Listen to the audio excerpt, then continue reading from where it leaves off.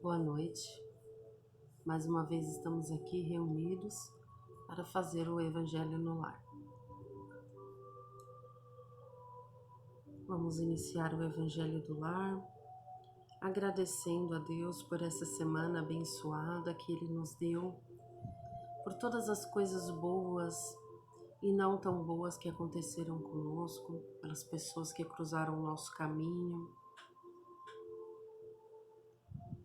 pelos corações que conseguimos tocar, as companhias que conseguimos fazer. Agradecer a Deus pelo pão de cada dia, pelas nossas fontes de renda, pela nossa saúde, pela nossa casa e pela oportunidade de estarmos aqui mais uma vez reunidos para falar de Deus e de Jesus. Agradecer a presença dos nossos mentores espirituais e de todos os espíritos que escolheram esta casa para se reunir em nome de Deus. Pai nosso que estais no céu, santificado seja o vosso nome. Venha a nós e ao vosso reino, seja feita a vossa vontade, assim na terra como no céu. O pão nosso de cada dia nos dai hoje, perdoai as nossas ofensas, assim como nós perdoamos a quem nos tem ofendido, e não nos deixeis cair em tentação, mas livrai-nos do mal. Ave Maria, cheia de graça, o Senhor é convosco. Bendita sois vós entre as mulheres, bendito é o fruto do vosso ventre, Jesus. Santa Maria, Mãe de Jesus, rogai por nós, pecadores, agora e na hora do nosso desencarne, que assim seja. Vamos fazer a leitura do Evangelho de forma aleatória. Bota 152. Página 152.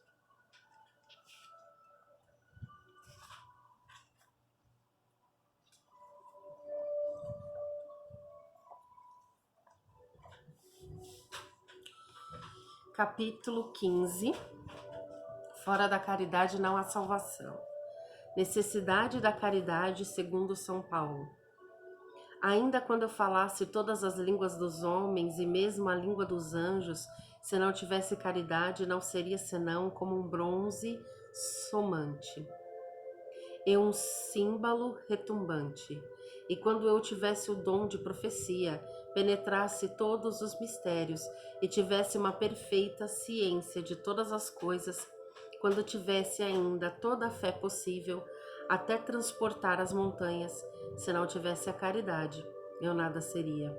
E quando tivesse atribuído meus bens para alimentar os pobres, e tivesse entregue meu corpo para ser queimado, se não tivesse caridade, tudo isso não me serviria de nada. A caridade é paciente, é doce e benfazeja. A caridade não é invejosa, não é temerária e precipitada, não se enche de orgulho, não é desdenhosa, não procura seus próprios interesses, não se melindra e não se irrita com nada. Não suspeita mal, não se regozija com a injustiça, mas se regozija com a verdade. Tudo suporta, tudo crê, tudo espera e tudo sofre. Agora estas três virtudes, a fé, a esperança e a caridade, permanecem, mas entre elas a mais excelente é a caridade. São Paulo, 1ª Epístola aos Coríntios, capítulo 13, versículo de 1 a 7 e 13. São Paulo de tal forma compreendeu essa verdade que disse: ainda quando eu tivesse a linguagem dos anjos, quando eu tivesse o dom da profecia e penetrasse todos os mistérios, quando eu tivesse toda a fé possível, até transportar as montanhas, se não tivesse caridade, eu nada seria. Entre essas três virtudes, a fé, a esperança e a caridade, a mais excelente é a caridade. Coloca assim, sem equívoco, a caridade acima mesmo da fé, porque a caridade está ao alcance de todo mundo, do ignorante e do sábio, do rico e do pobre, e porque independente de toda crença particular. E fez mais, definiu a verdadeira caridade, mostrou-a não somente na beneficência, mas na reunião de todas as qualidades do coração, na bondade e na benevolência para com o próximo.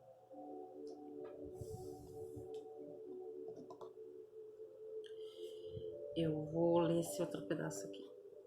Fora da igreja não há salvação, fora da verdade não há salvação. Enquanto a máxima fora da caridade não há salvação, se apoia sobre um princípio universal e abre todos os filhos de Deus acesso à felicidade suprema, o dogma fora da igreja não há salvação se apoia não sobre a fé fundamental em Deus e na imortalidade da alma, fé comum a todas as religiões, mas sobre a fé especial em dogmas particulares. É exclusivo e absoluto. Em lugar de unir os filhos de Deus, os divide. Em lugar de o excitar ao amor de seus irmãos, alimenta e sanciona a irritação entre os sectários dos diferentes cultos que se consideram reciprocamente como malditos na eternidade. Fossem eles perante parentes ou amigos neste mundo, desconhecendo a grande lei da igualdade diante do túmulo, os separa até no campo do repouso.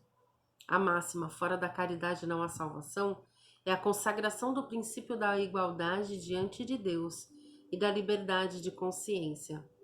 Como esta máxima por regra, todos os homens são irmãos, e qualquer que seja a sua maneira de adorar a Deus, eles se estendem as mãos e oram uns pelos outros.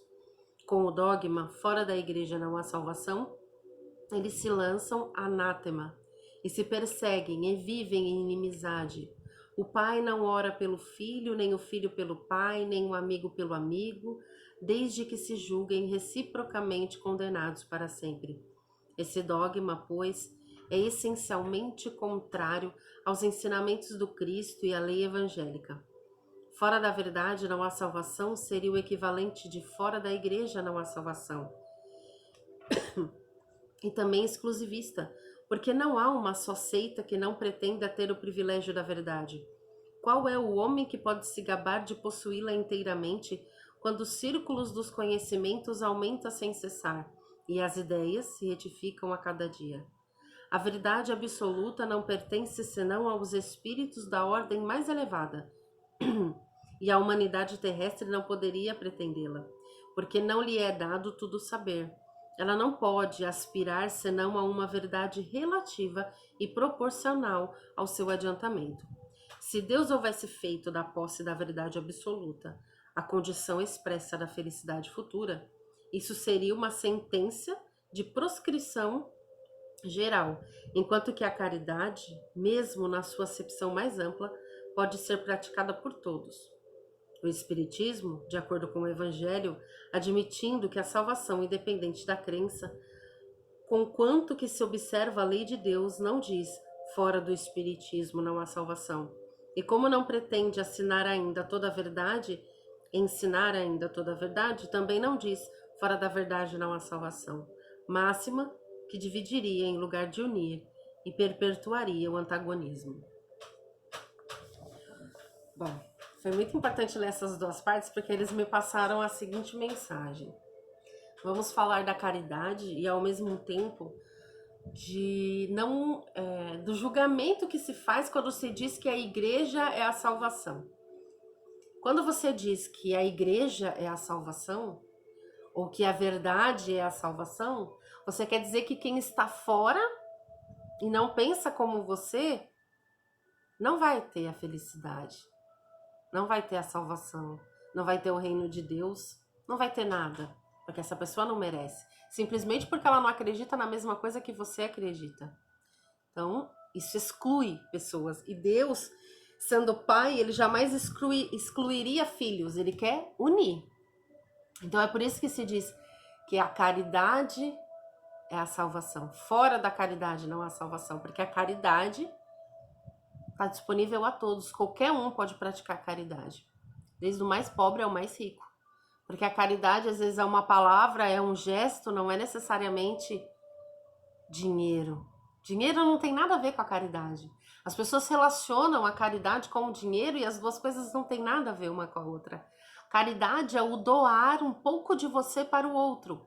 Então, esse pouco pode ser a roupa, pode ser o tempo, pode ser o gesto, pode ser várias coisas. Uma palavra, um sorriso, um abraço.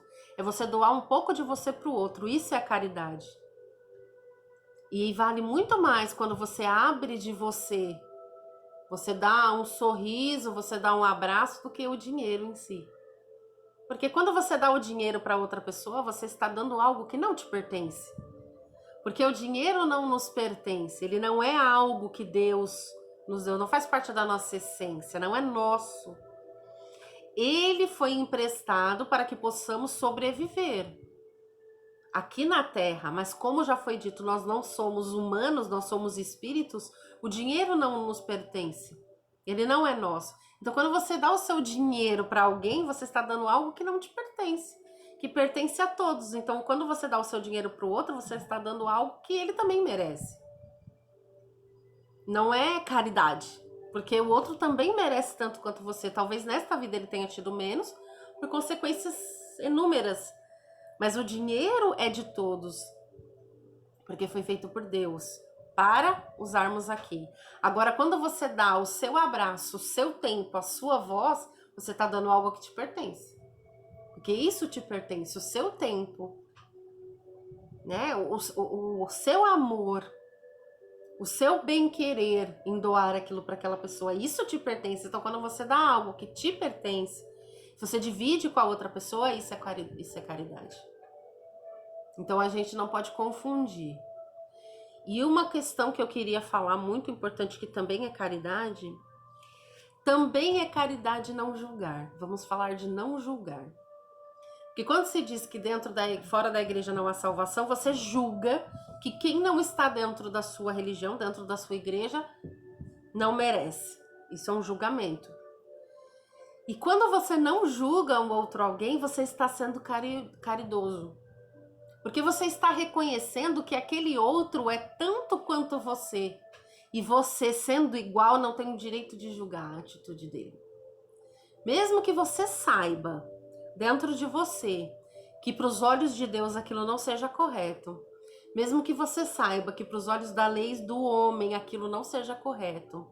Mesmo que você saiba que dentro de você, para as outras pessoas à sua volta, aquilo não é correto, você não tem o direito de julgar. Por que que a gente tem a elucidação do certo e do errado? Para que possamos praticar o certo e não praticar o errado. Mas o conhecimento do certo e o errado não nos dá o direito de julgar ninguém. Eu sei, entre aspas, o que é certo e o que é errado para mim. Para mim. O que funciona e o que não funciona para mim. Então eu não vou fazer. Agora, o outro é o outro. Se ele está fazendo algo que realmente é errado, ele vai pagar por isso. Ele vai colher os frutos daquilo. Isso não significa que a gente não possa aconselhar. Você vê uma pessoa fazendo algo errado, você chega para ela, com toda a gentileza e educação do mundo, se você tiver abertura para isso, que você não pode empurrar a sua verdade na goela de ninguém. Então, se a pessoa te perguntar ou te der abertura para você dizer, você diz a ela que o que ela está fazendo é errado e que isso vai gerar consequências ruins para ela. Mas cabe a ela mudar a atitude dela e não a você.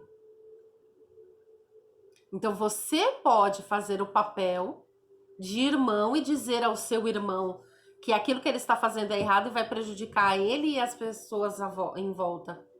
Mas não cabe a você obrigá-lo a seguir o que é certo e parar de fazer o que é errado. Isso cabe a ele. E se ele continuar fazendo o que é errado, ele vai colher o fruto daquilo.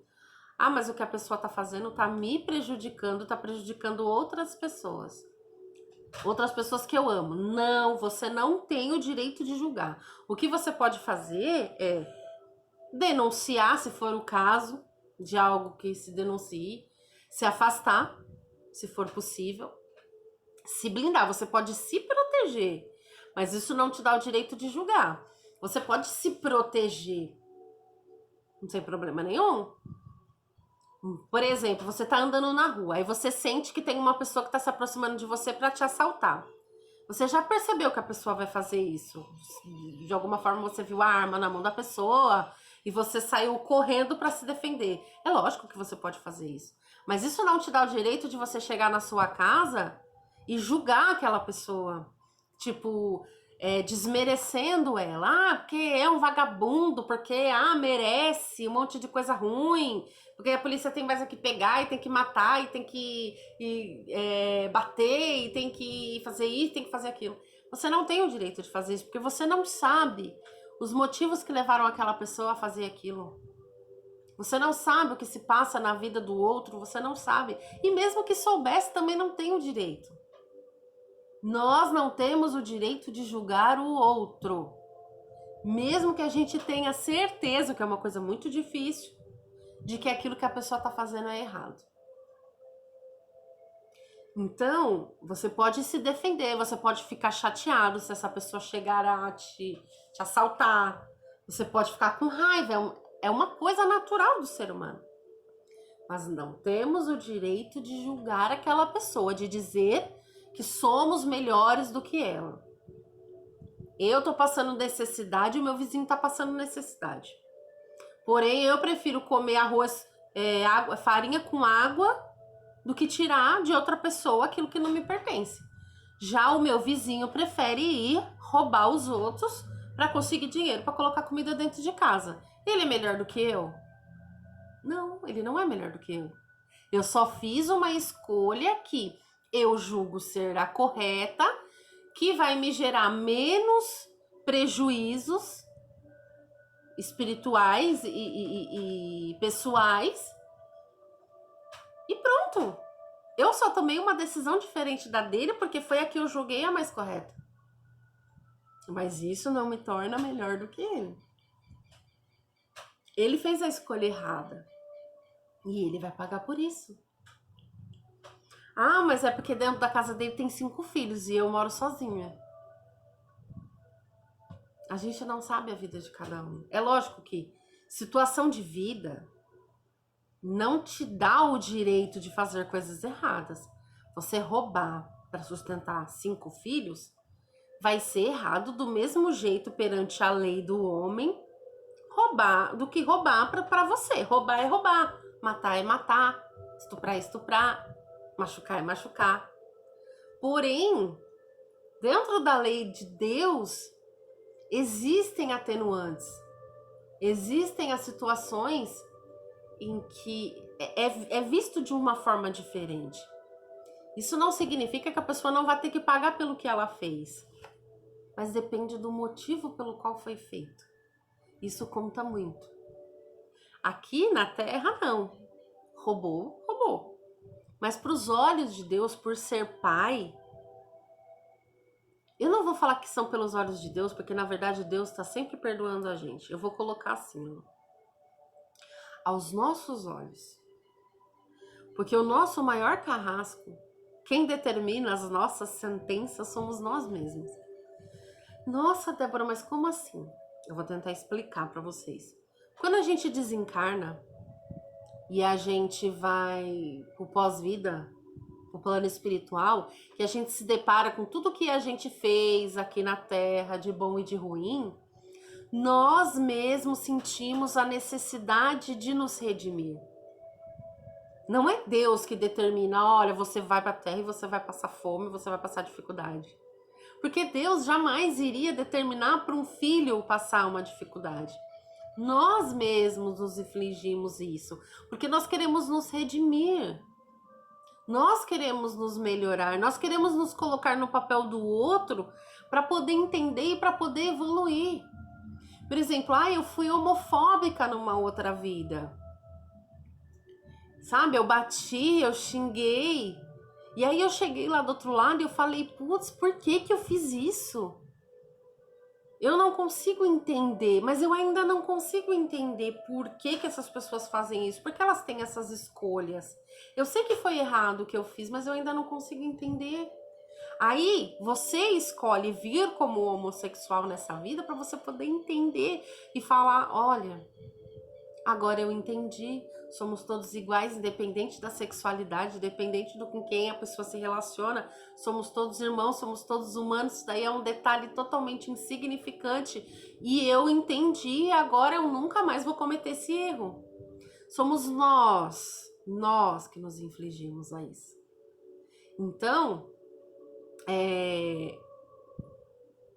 escolhas, as escolhas das pessoas não nos dá o direito de julgá-las.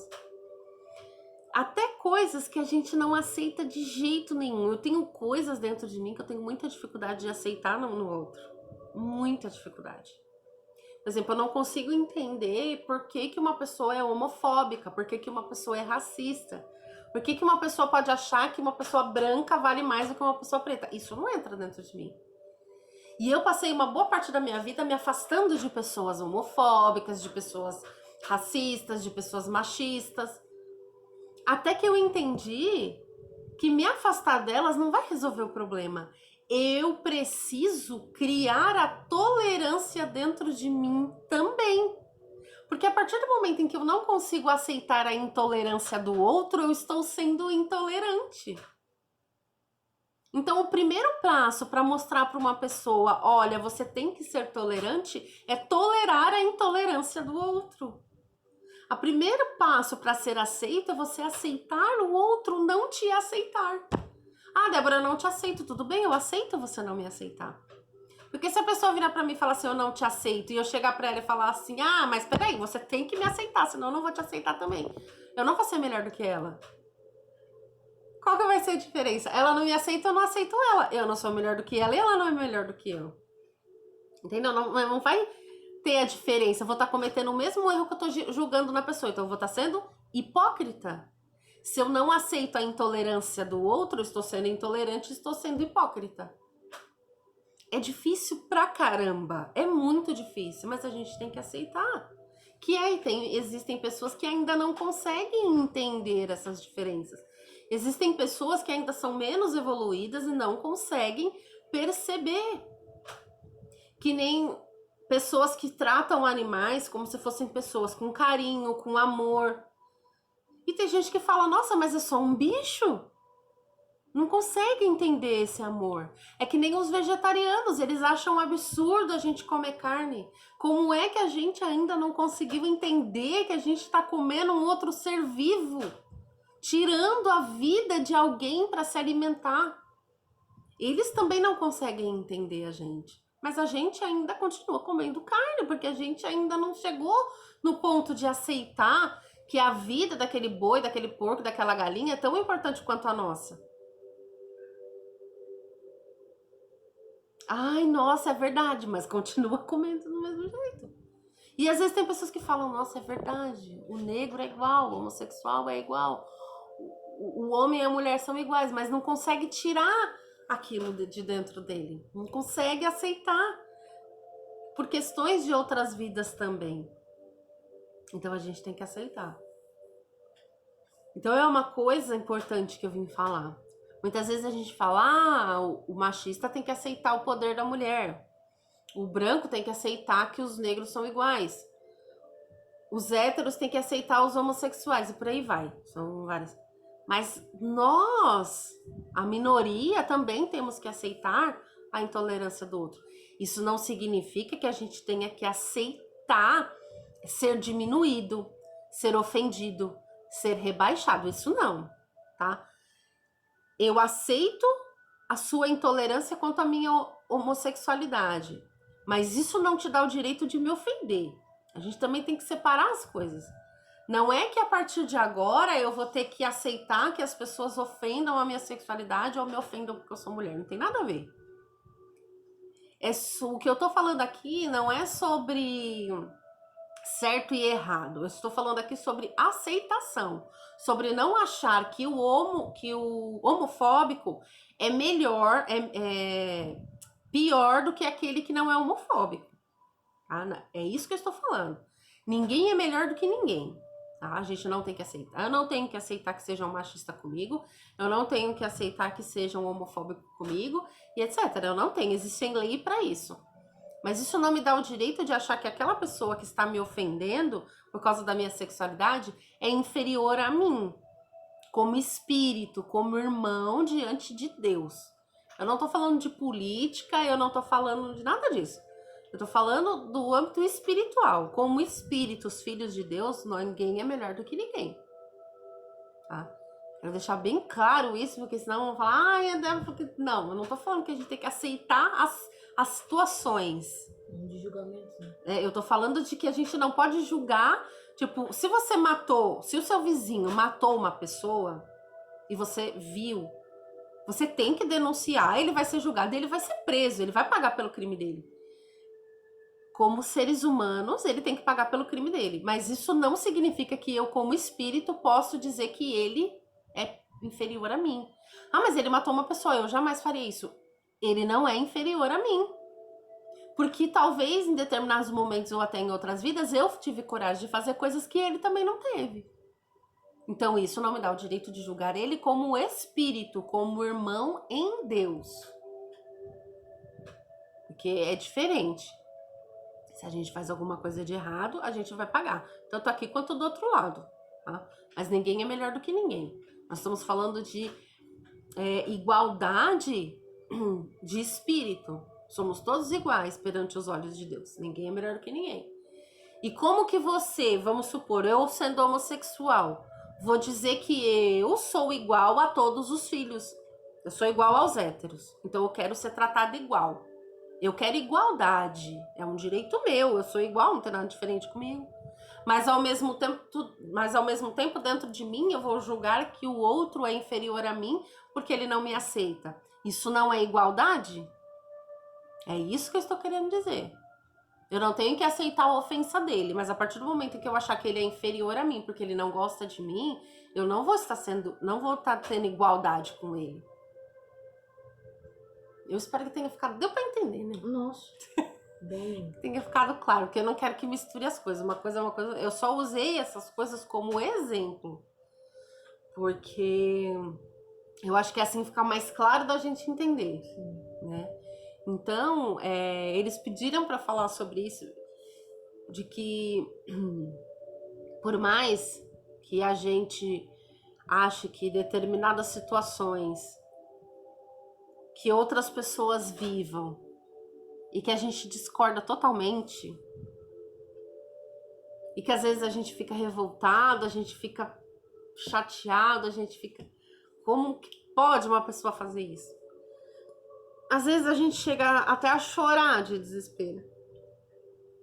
Eu vou dar um outro exemplo. Os pedófilos. Sabe? É inconcebível na minha cabeça aceitar que uma pessoa faça mal a uma criança. Para mim é uma coisa que eu não consigo aceitar, não entra na minha cabeça. Porém, eu tenho que trabalhar dentro de mim de entender que aquele cara, aquela pessoa que está praticando, né, a pedofilia não é inferior a mim. Mas como assim? Nossa, é difícil pra caramba. Não é.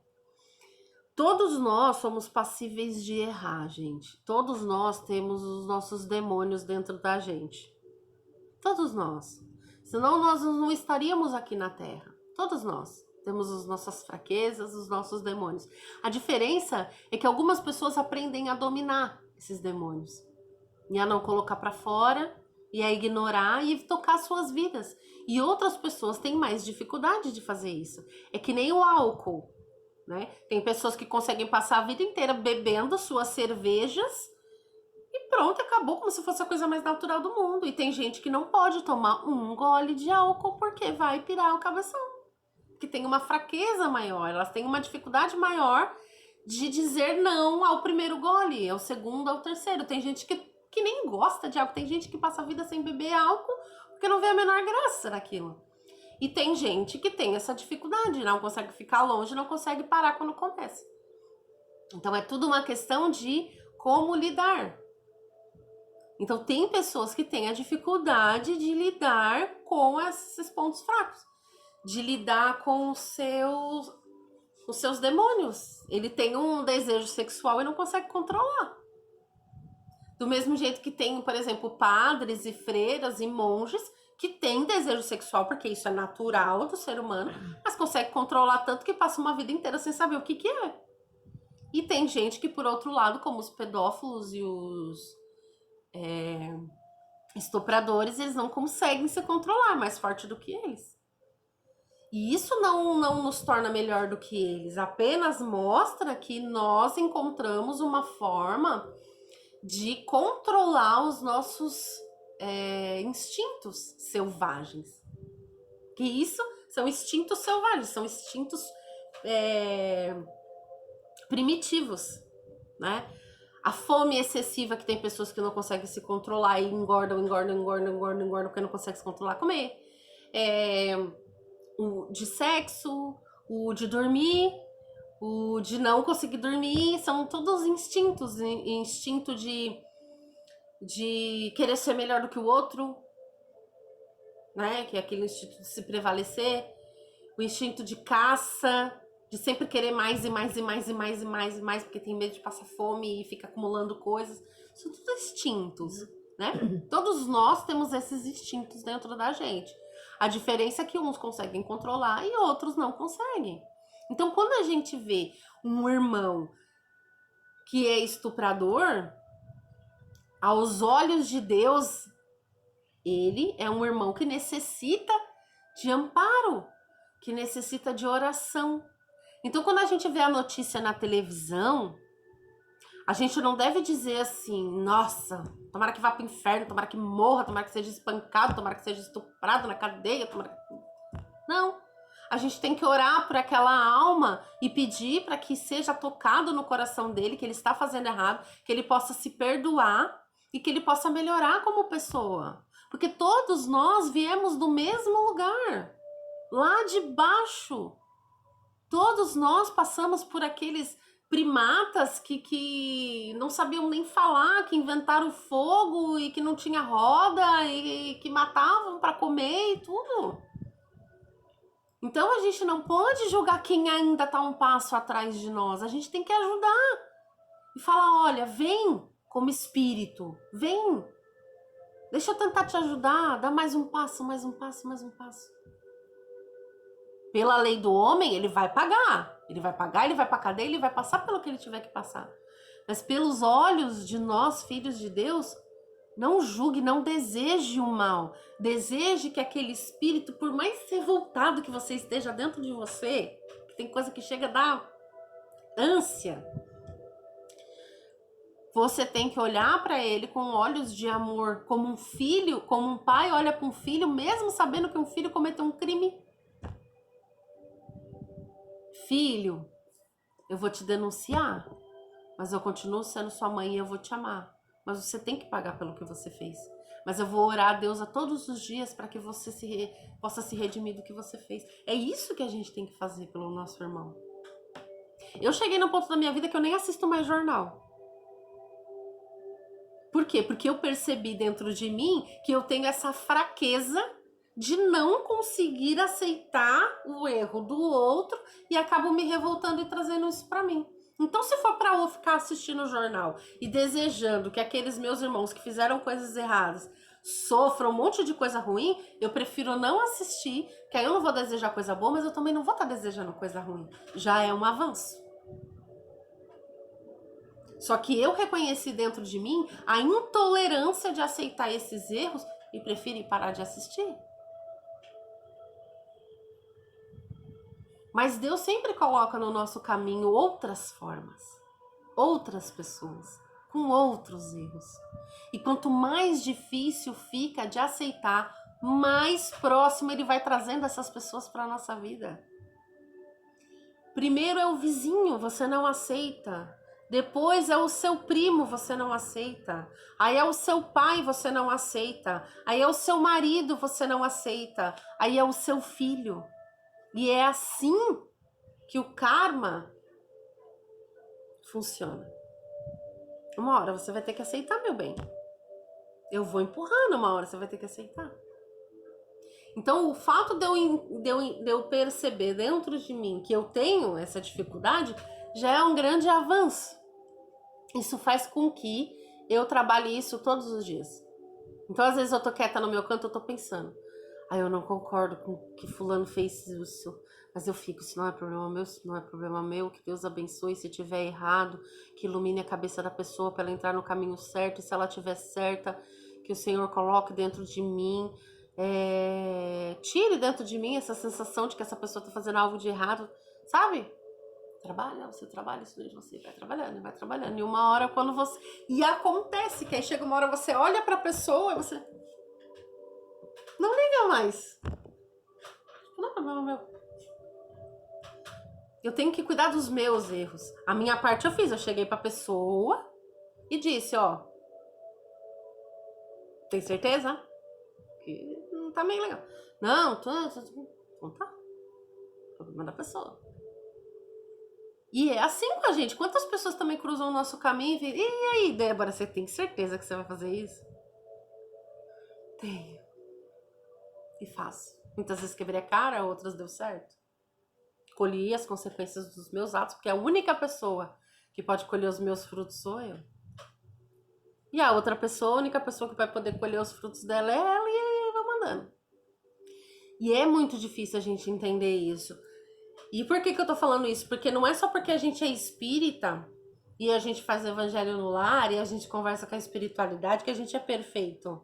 Tem nada a ver. A gente continua tendo os mesmos problemas, as mesmas dificuldades e é assim, é a vida que segue. Nós estamos aqui para isso. Para ouvir essas coisas que muitas vezes nos revolta, porque eu tenho certeza que vai ter um monte de gente que vai ficar revoltado com o meu vídeo. Mas parar e pensar e colocar a cabeça no travesseiro e falar, eu acho que a Débora tá certa. A espiritualidade, porque o que eu tô falando aqui é deles. Então, faz sentido. Se a gente parar pra pensar, vai fazer sentido. Por quê?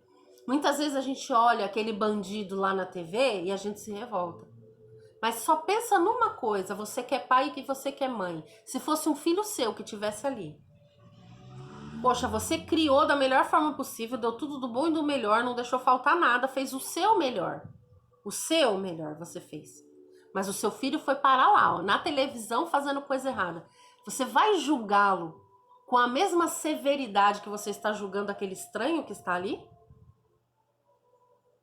Eu tenho certeza absoluta que não.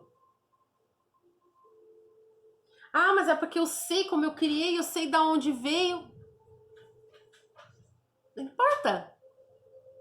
Você não iria julgar do mesmo jeito que você está julgando a pessoa. Então, não julgue. Não julgue. Simples assim. Se você não pode desejar algo de bom, não deseje algo de ruim, porque isso vai voltar para você. Não julgue e segue em diante. Então, tem pessoas que vão olhar a situação e vão julgar. Tem pessoas que vão olhar a situação e não vão julgar. E tem pessoas que vão olhar a situação, não vão julgar e ainda vão estender a mão. Que tipo de pessoa você quer ser? Porque todas as três vão gerar coisas para você. Se você olhar e julgar, você vai gerar julgamento, mais pessoas vão te julgar a sua volta, porque é a energia que você está gerando. Você julga, hoje você assiste o Jornal Nacional e julga quem aparecer lá. Amanhã você sai na rua e alguém vai te julgar. A segunda pessoa não julgou e seguiu adiante. Ela não gerou energia boa, mas também não gerou energia negativa e seguiu a vida dela. A terceira pessoa não julgou e ainda ajudou. Então, além de não gerar energia negativa, ela gerou uma energia positiva para a vida dela. Então, é tudo uma questão de escolha. O que você quer ser? Qual dessas pessoas você quer ser? Qual é a energia que você quer trazer para sua vida? É só escolher. Aí você escolhe, começa a agir e as coisas à sua volta vão acontecer conforme a escolha que você fez. Ah, não, eu prefiro passar o resto da minha vida julgando. Então, continue. Não tem problema nenhum. Não tem certo e errado.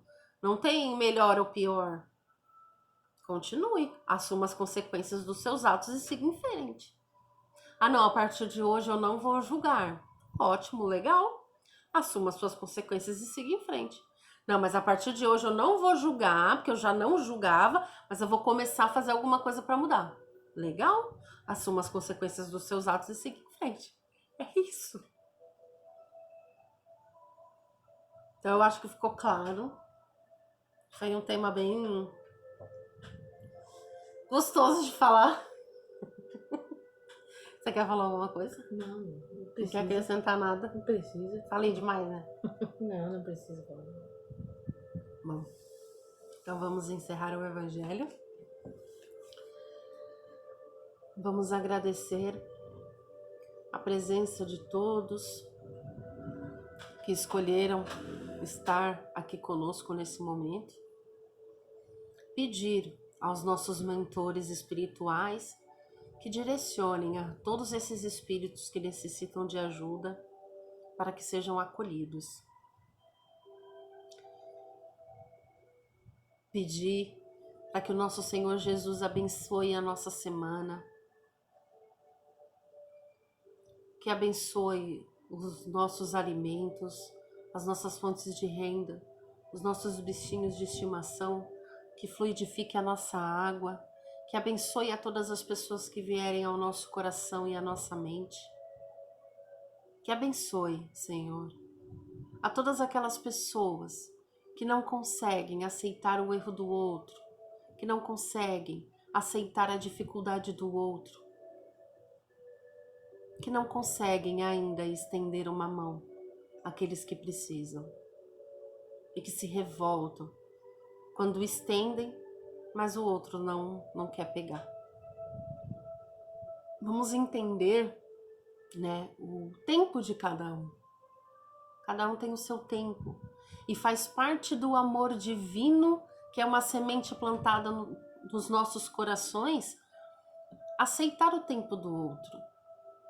Porque do mesmo jeito que os nossos mentores espirituais aceitam o nosso tempo, que muitas vezes eles colocam a mão na cabeça e falam: meu Deus, quando é que vai aprender?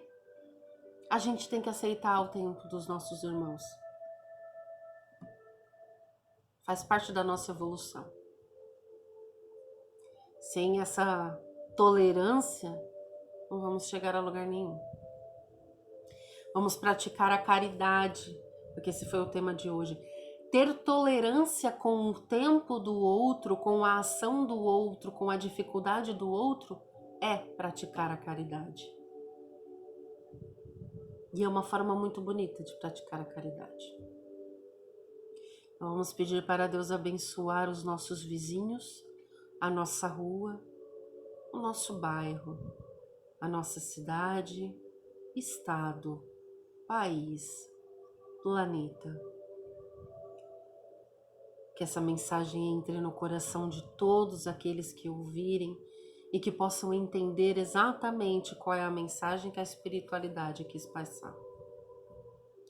Estaremos aqui novamente na semana que vem, no mesmo dia e no mesmo horário. E esperamos a presença de todos. Pai nosso que estais no céu, santificado seja o vosso nome. Venha a nós e ao vosso reino. Seja feita a vossa vontade, assim na terra como no céu. O pão nosso de cada dia nos dai hoje. Perdoai as nossas ofensas, assim como nós perdoamos a quem nos tem ofendido. E não nos deixeis cair em tentação, mas livrai-nos do mal. Ave Maria, cheia de graça, o Senhor é convosco. Bendita sois vós entre as mulheres, e bendito é o fruto do vosso ventre, Jesus. Santa Maria, Mãe de Jesus, rogai por nós, pecadores, agora e na hora do nosso desencarne. Que assim seja.